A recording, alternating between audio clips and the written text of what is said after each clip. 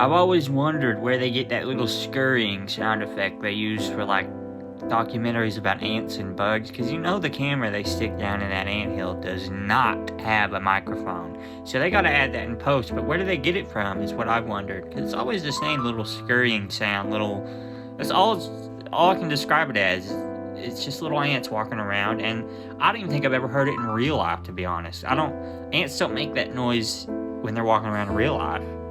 I put my ear to the ground and I've listened to the ants, and they don't make those noises.